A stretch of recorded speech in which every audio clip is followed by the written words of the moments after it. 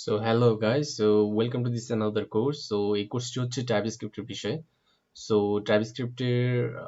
এই কোর্সের মধ্যে আমরা টাইপস্ক্রিপ্ট শিখবো। সো এই কোর্সে আমাদের প্রায় 10টি থেকে 12টির মতো ভিডিও আসবে। সো এইটা হচ্ছে ফার্স্ট ভিডিও। সো এই ভিডিওতে আমরা দেখবো যে কিভাবে আমরা টাইপস্ক্রিপ্ট ইনস্টল করতে পারি।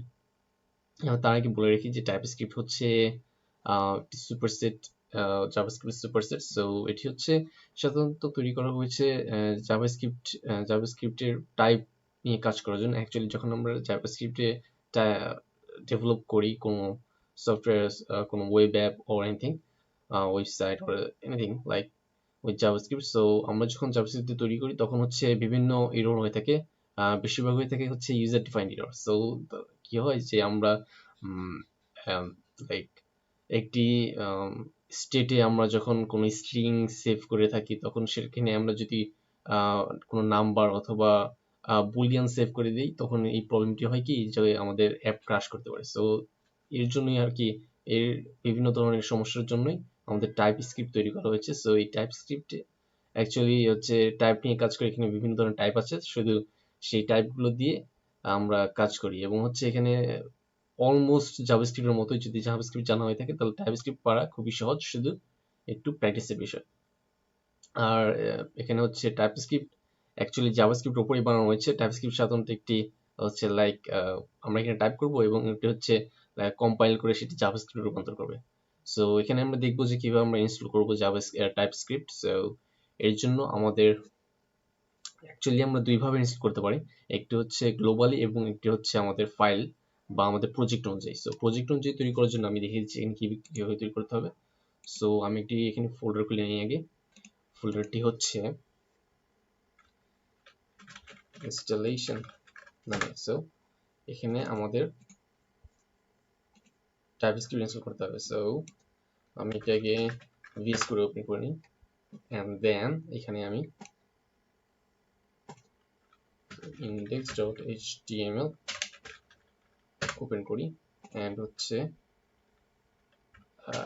script.ts এন্ড এখানে আমাদের টাইপস্ক্রিপ্ট ফাইল তৈরি করেছি, কিন্তু এখানে টাইপস্ক্রিপ্ট এখনো ইনস্টল করা হয়নি। সো আমি ইনস্টল করে ফেলি npx tsc init। সো এখানে একটি ফাইল তৈরি হবে, সেটা হচ্ছে tsconfig। সেখানে সব tsconfig আর টাইপস্ক্রিপ্ট সব ফাইলগুলো থাকবে। সো এখানে কম্পাইলার অপশন রয়েছে, এখানে আমরা সবগুলো বাদ দিয়ে দিব, শুধু একটি জিনিস রাখবো, সেটা হচ্ছে আউট ডাইরেক্টরি। সো হচ্ছে এটি আউট ডাইরেক্টরি থাকবে এবং বাকি সব আমরা রিমুভ করে দেবো এখান থেকে।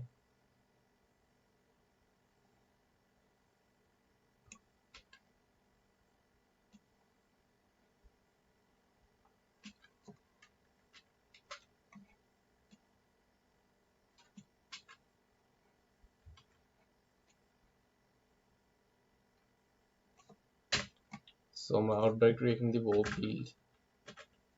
বিল্ড ফোল্ডারের ভিতরে এবং এখানে আমরা ইনক্লুড করে দিব এভরিথিং।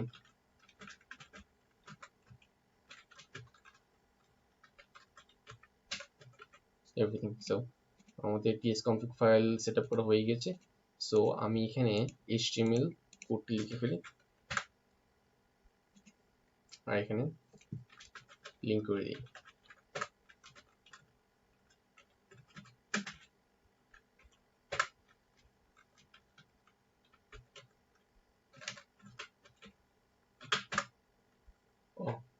এখানে আমাদের লিংক করতে হবে বিল্ড ফাইলের ভিতরে যেটি আছে। সো আমি এখানে যদি আমার এখানে tsc রান করতে হবে। So tsc watch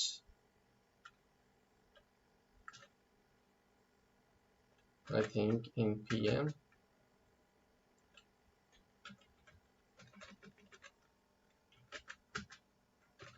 npx tsc watch। So এটি ওয়াচ করা শুরু করেছে। সো দেখুন এখানে একটি বিল্ড ফাইল তৈরি হয়ে গেছে। সো এখানে আমাদের জাভাস্ক্রিপ্ট ফাইলটি আছে। সো এখানে আমি ক্লিক করে দিই বিল্ড ফোল্ডারের ভিতরে script.js। সো এভাবে আমরা একটি প্রজেক্টের জন্য টাইপস্ক্রিপ্ট ইনিশিয়েট করতে পারি ও ইনিশিয়ালাইজেশন করতে পারি। সো আরেকটি ভাবে হচ্ছে এটি হচ্ছে গ্লোবাল ভাবে ইনস্টল দিয়ে। সো গ্লোবাল ভাবে ইনস্টল দেওয়ার জন্য আমাদের এখানে শুধু npm install g flag and হচ্ছে টাইপস্ক্রিপ্ট আর প্রজেক্ট অনুযায়ী ইনস্টল দেওয়ার জন্য আমাদের এখানে npm i typescript and then আমি যে কোডটি টাইপ করেছিলাম সেটি npx tsc init সো এটি দিলেই আমাদের প্রজেক্ট ক্রিয়েট করা হয়ে যাবে টাইপস্ক্রিপ্টে। সো এরপর আমরা দেখব যে এটি ছিল হচ্ছে যে কিভাবে আমরা ইনস্টল করব and কেন ইউজ করা উচিত কেন নয়, and that's all. So next ভিডিওতে দেখব যে আমরা কিভাবে স্ট্রিং বুলিয়ান নাম্বার নিয়ে কাজ করব টাইপস্ক্রিপ্টে। So till then, goodbye.